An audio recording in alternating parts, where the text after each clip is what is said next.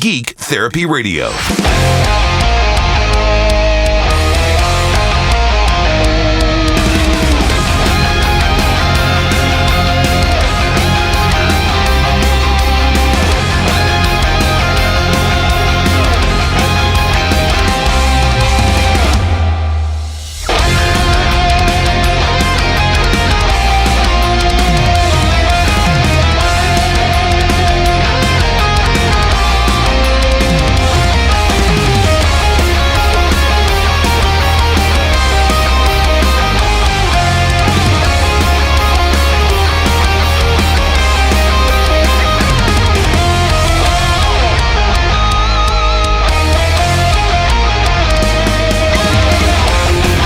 Welcome to the Geek Therapy Radio podcast.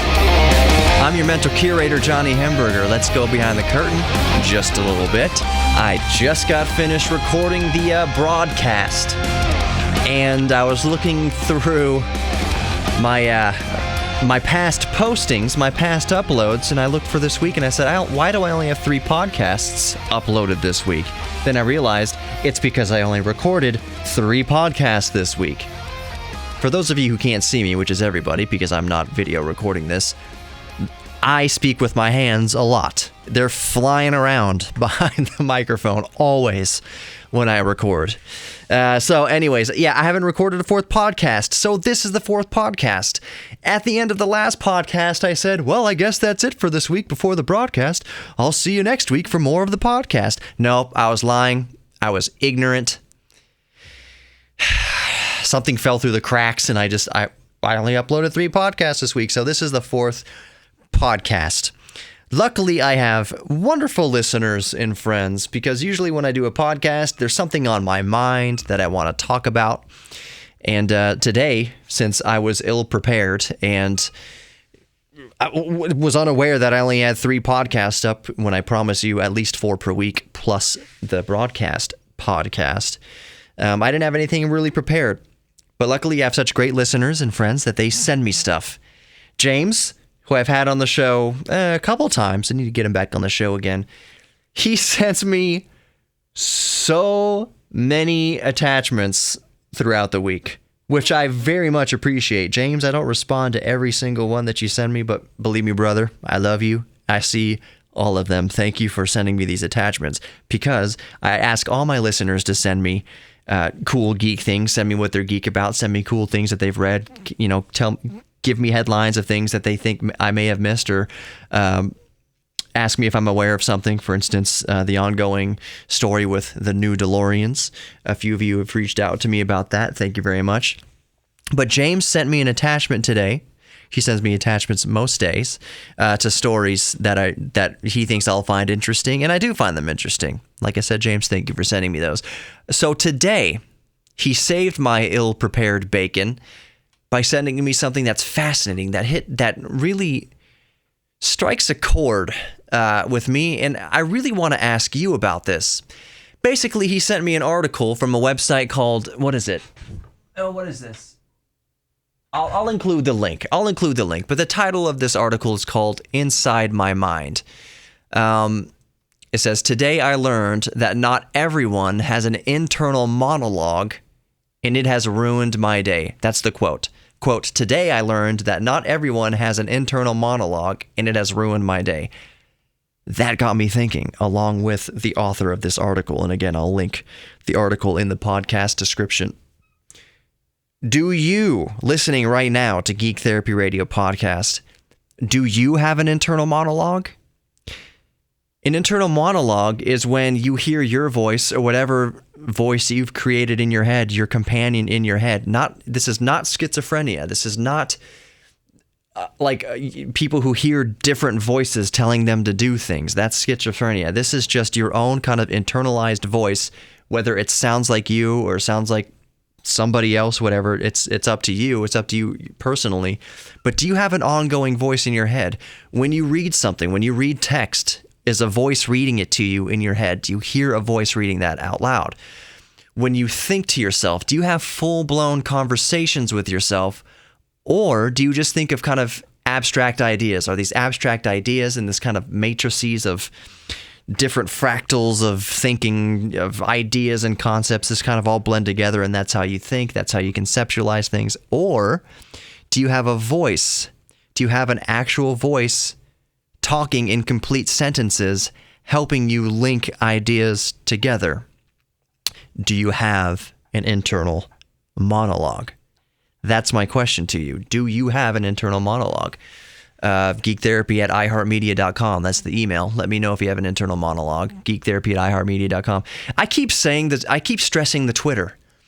I say on one hand that Twitter is a cesspool, and it is, but it depends on how you use it. I like to use it to stay in touch with listeners of Geek Therapy Radio. So if you go follow me on Twitter, I'm not looking for 10,000 followers. I'm not looking for the little certification symbol or the check mark or whatever the heck verified thing that's on there. I don't care. It's just an easy way for you to stay in like instant contact with me. So Geek Therapy Radio on Twitter.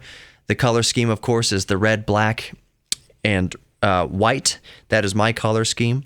But yeah, Geek Therapy Radio on Twitter. Let me know there. Do you have an internal monologue, or do you think we're crazy? That the people with an internal monologue, that's nuts. You don't hear voice in your head, whether it's yours or any other voice that you've created. You don't hear anything in your head. Your ideas come together kind of. I always picture for people like this, picture a kaleidoscope. The kaleidoscope is the thing that you point at a light source and has all sorts of like confetti on the end of it under a membrane that lets light through, and there's a bunch of mirrors and prisms inside there, and as you twist the tube around, the confetti goes to different kind of arrangements, and it bounces off all the mirrors, and it looks like an actual, like a pattern to it all, but you never get the same pattern twice. That's kind of, I imagine people who don't have an inner monologue, maybe that's how they think about things. And it makes me wonder also, because I don't think this is an area of psychological study. And again, I'm just doing the podcast right off the bat here. This is as much for me as it is for you to get sparked down this kind of area of curiosity. The question is, do you think that people like Nikola Tesla or Albert Einstein and the like, did they have internal monologues, or were their minds kind of the concepts flying around their mind, like in fractals and like the kaleidoscope, just concepts flying around, Stephen Hawkins and everything Hawking's? Do they have the internal monologue? Are those geniuses having a conversation with themselves? Is that documented, that they have conversations with themselves with the internal monologue? Or do they think more scatterbrained? And I say the term scatterbrained not as any sort of insult or anything like that. It's just that since I'm definitely a person that has an internal monologue, I can't conceptualize what it's like not to have an internal monologue, to think about things and conceptualize things in a different way that doesn't involve a voice making sense of it all. So I definitely have an internal monologue. I'm definitely not a genius. There's no way. I actually don't know what my IQ is, but I can tell you that I'm definitely not a genius. I do not grasp things quickly, but I guess it depends on what that thing is, and I guess there's varying degrees of genius, but I really don't feel like I'm a genius. I think it's preposterous for me to even think that I might be a genius, because even if I was a genius, what the heck would that even mean? What do I do? All of a sudden I start making a lot of money or something? Is that how that works? No. I've known geniuses in my life, and geniuses have a hard time, I'll just say. The geniuses I know in my life have had it harder than non-geniuses. So if I'm not a genius, I count that kind of as a blessing. Not to say that if you are a genius that you have to have a hard time in life, but geniuses that I know tend to have a more difficult go with it. It doesn't mean that they become physicists and world-renowned scientists. Often their minds are so troubled and so distracted with other things that they can never latch onto something that they can focus on and create a life out of. I would wager that a lot of geniuses have severe attention deficit disorder. I feel like I definitely have some form of ADD. I think it's a manageable form of ADD. I've always been able to, when the tough gets going and I need to buckle down. I've been able to do it. It's been hard to do it, but I've been able to do it at job. And my bosses need something, I can focus on it. I can get the job done. I can be professional, put away all my side geeky distractions, and get things done. Where it's just me and my inner monologue, my inner voice, focusing on the tasks that need to be completed. Saying, all right, troops, focus up, line up, let's put all of our energy into this task. As soon as it's done, we can go back to tinkering with things and go back to other geeky pursuits. But for now, you got to mow the lawn, or you have to do this task, or you have to do this chore, or you have to perform this function. You can't be distracted. But I definitely think that I do have a bit of ADD. In my case, one of the goals in my life was to find a way to channel that ADD for something constructive. I struggle to say that it's diagnosed ADD. I did a lot of testing when I was a kid in elementary school and middle school. And even up until the point where I believe in middle school, maybe in 9th grade or something, the doctors tried to prescribe me Adderall. But I believe the way that they prescribed it was, we'll give you a week or two prescription of this and just see how it works for you. It wasn't just a full-on psychiatrist said, like, yeah, he definitely needs to be medicated. No, it seemed to be that a doctor was just saying, we can't pinpoint. He may just be a very inquisitive person and a very distracted person. He's not, like, the test I was doing seemed to have enough focus to where they couldn't pin down that it was ADD, but it was enough of an inclination there to at least test the Adderall. I took Adderall for 2 days. No, it wasn't Adderall. Sorry. Forgive me. It was not Adderall. I don't believe it was Adderall. I believe it was Ritalin. I took Ritalin for 2 days and stopped. I didn't like the way it made me feel. And by that I mean it made me feel artificially good. I was able to focus on what my teachers were saying, and I felt artificially low-key and mellow and focused, and on the surface it seemed like it would be something that would be an enjoyable kind of light feeling, I guess, carefree, focused feeling. But that's why I didn't like it. The inner monologue in my head was screaming, get off this stuff. It feels like you're being chained down to whatever the teacher is asking you to focus on. And yes, in a classroom setting, you are supposed to be focused on what the teacher's saying. But I was focusing in on a lot of other things too. Not at the same time, but I'd be really focused in on a TV show or something like that. Like, no, this is the time to let your mind wander. And my mind couldn't wander. And that's why I hated it. That's why I stopped taking Ritalin. That's why I haven't taken any sort of mood enhancing or mood altering or psycho whatever drug ever, is because I don't like the way it makes me feel, and I don't feel that I need it. I graduated. I got good enough grades to graduate high school. I did well enough in college. I did way better in college than I did in high school. I didn't finish college because I was going to college to get into radio, television, film, and I got the radio job I wanted right after I got my associates thereabouts, and I said, well, I could either go into debt or just get my career started in what I'm going to school for, so that's what I did. But I got decent grades in college, graduated number 1 in my class at Sound School with perfect attendance, the only person with perfect attendance, and obviously the only person with the best grade in the class, because that's how the best grade in the class works. But I never liked the drug route, and I'm not downplaying it. I do think there are people that, under the supervision of an involved doctor, not just someone who blankly writes prescriptions, God knows there's way too much of that happening in this country, and I would assume around the world, of doctors not even making eye contact with you, just writing down a prescription, Ritalin, Adderall, opiates, whatever, just, it's almost like an incentive, like they need to meet a quota for their office to get funding or something like that. But anyways, I never liked medication. I never felt that I was one to need the medication. And when I was on the Ritalin, peers were saying, oh, dude, lucky you have Ritalin. People wanted me to sell them Ritalin. I didn't sell any of it. Matter of fact, I took the first 2 Ritalin and I destroyed the rest. I flushed it down the toilet. I actually lied to my mom a little bit at that point, during that week that I had kept taking it. So for a couple of days, she said, did you take the medicine? She wasn't trying to force me. She just wanted to see if it was going to help me in any other way. But I felt ashamed, like, to not be taking it. So I told her for a couple of days, yeah, I've been taking it. And then maybe Thursday or Friday that week, I said, Mom, I actually only took it up until Tuesday and I flushed the rest down the toilet. I didn't like it. Made me feel like a zombie. Made me feel like not myself. And I hated that. It muted my inner dialogue. And my inner dialogue for my entire life has been, my best friend. It's always been there in good times and in bad times. And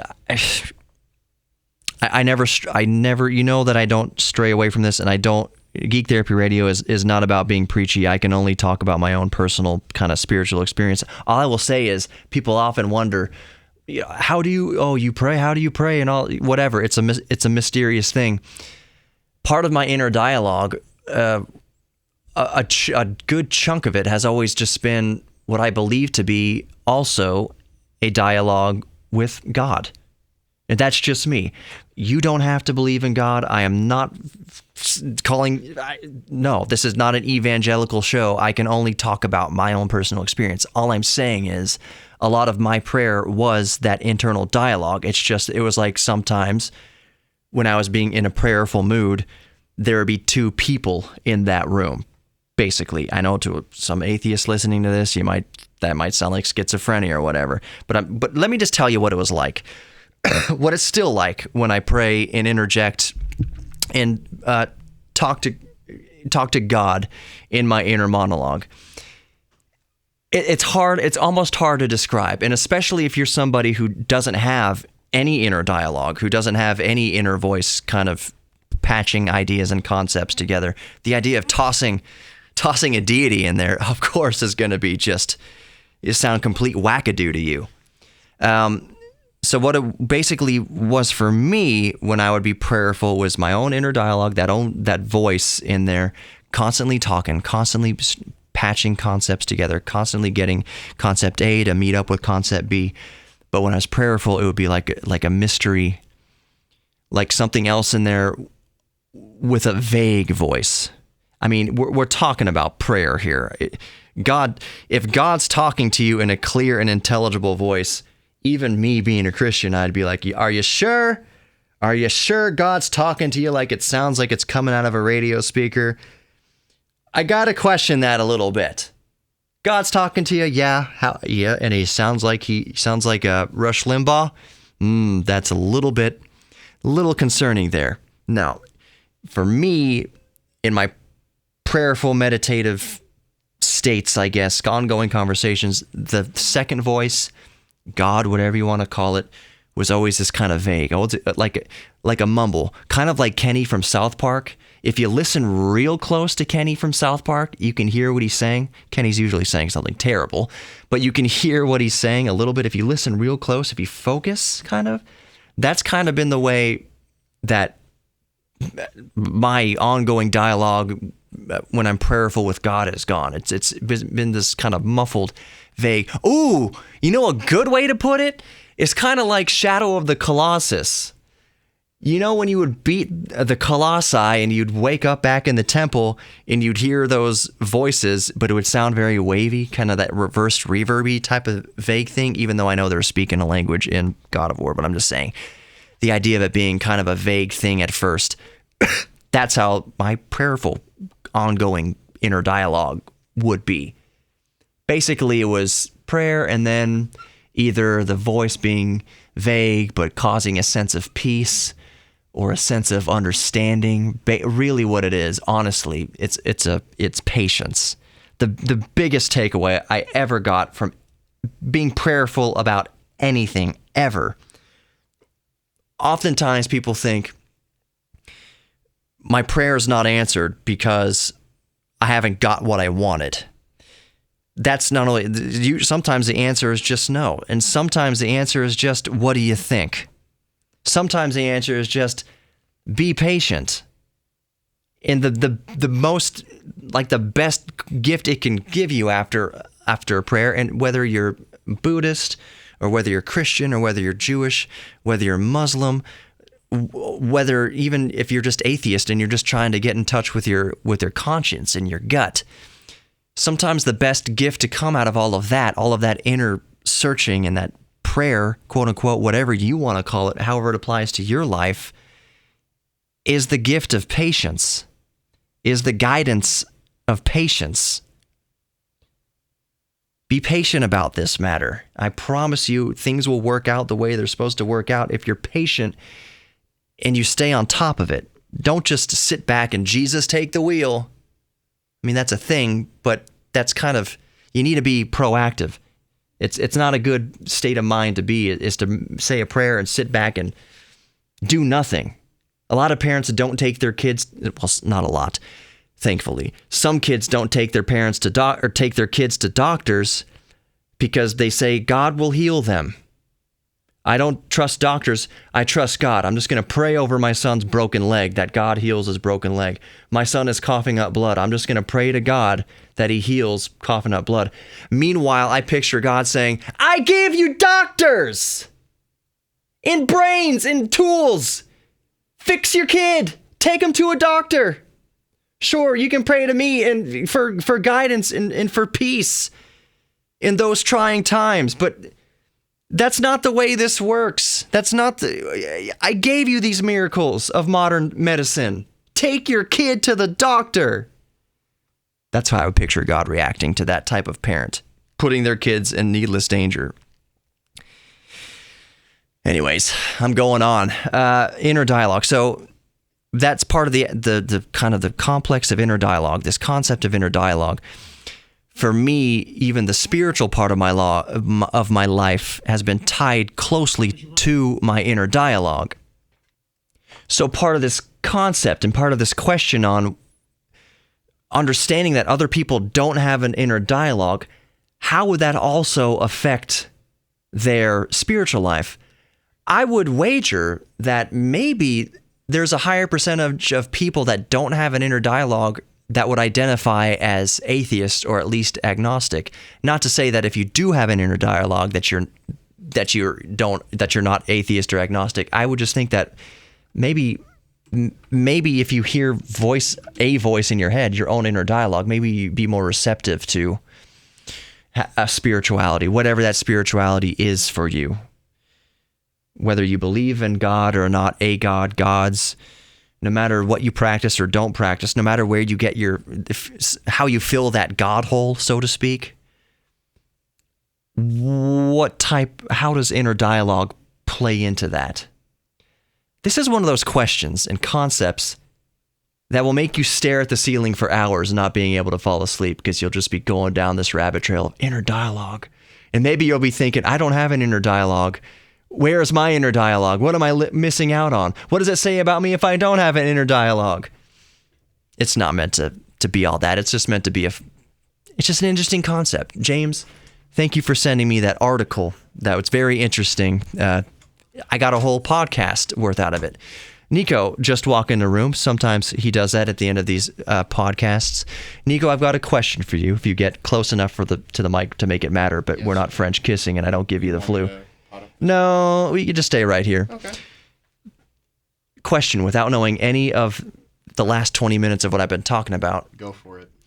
When you think and you're putting concepts together in your mind, you're quiet, you're not speaking or anything like that, do you have an inner monologue? Do you have a voice in your head, like speaking in complete sentences, kind of like patching things together, concepts together in your head? Get closer for this. Yeah, in my mind, it's not so much linear thinking like that, but what'll happen is if my mind tends to kind of act in that highly functioning state where I have a lot of thoughts jumbling through my head, I like to journal, so that, helps me put those thoughts into a linear mode. Yeah. So it's all kinds of thoughts, it's not really a Dear Diary kind of thing. It's just, if I'm happy, upset, if I just need to reflect on something, if I need to make a decision on something and it's in my head, If I can write it down, then it allows me to put it, more clearly onto paper, literally, Right. what I'm thinking. So Okay. So last question here, because I also want to go home.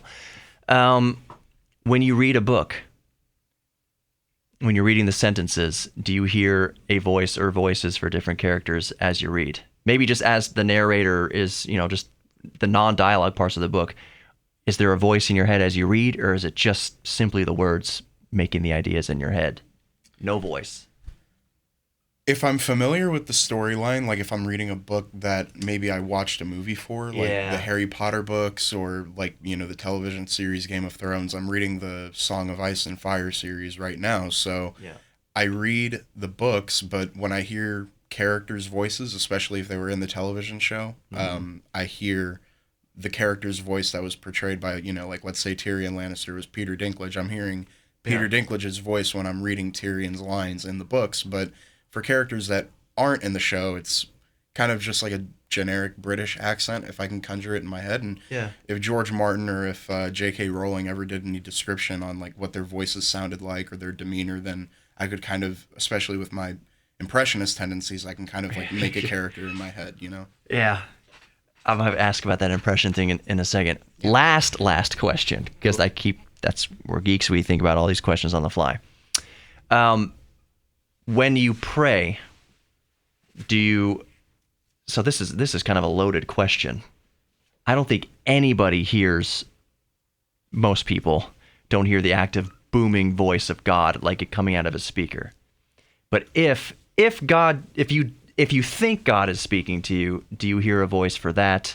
Or if you have a spiritual experience that you would call God, is it some sort of, have you ever heard a voice saying, like, that's not me, that's somebody else, that's another, guidance? It's never been and never will be a human voice for me in that respect. But whenever I've, been in a state of active prayer or whatnot, and I'm acting or asking for something like an intercession of some kind of divine force, right?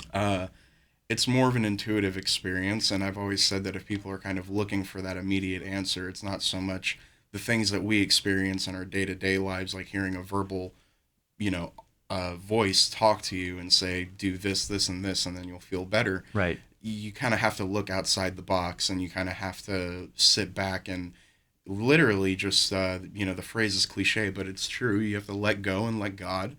And once that happens, you can kind of get the answer that you may not be looking for, but at the same time, you're still getting an answer. So, right. It's never guaranteed that things are going to be good if you get an answer, but if you truly believe in that kind of power, then an answer is going to come regardless. Right, you'll get it, whether or not it's a voice or just a robin landing on the fence or something like that.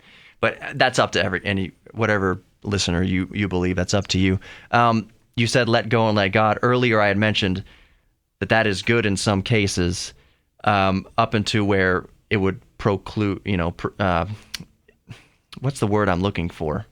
Where it would keep a parent from taking a child to the doctor, where they'd say, my child is coughing up blood. I'm not going to take them to the doctor. I'm just going to pray for God to heal my child.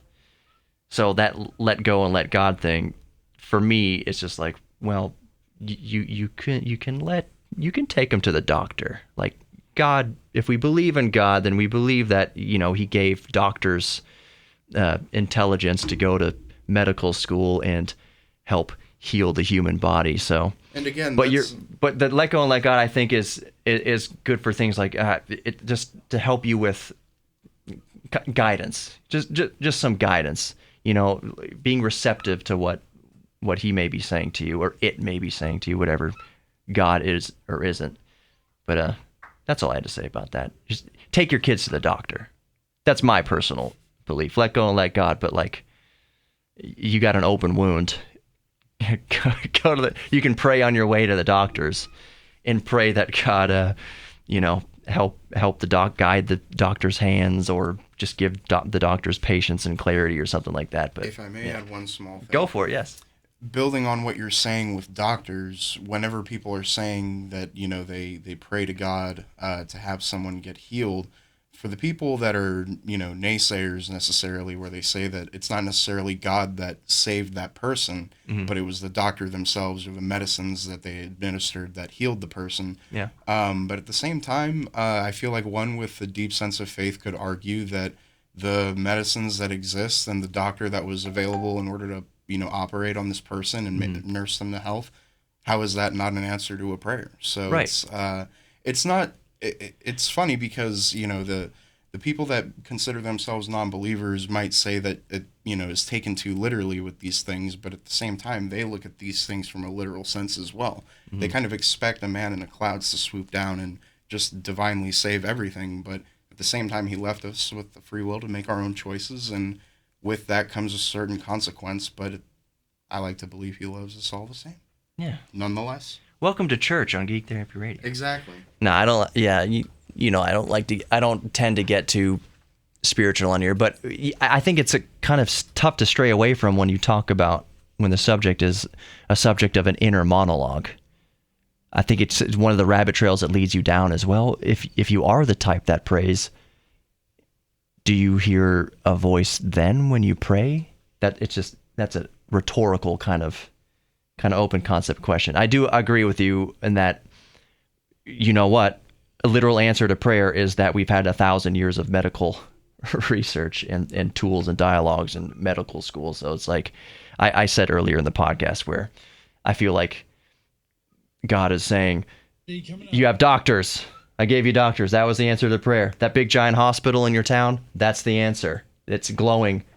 Go into those pearly gates of doctors and medicine and lights and anesthesia. As a matter of fact, Nico was just telling me about that Family Guy episode where the family's mad at another family for not taking their kids to the doctor. Did you say it was Lois, you think, Nico? It was like, well, maybe the answer to the prayer was that we have hospitals and doctors. Maybe that's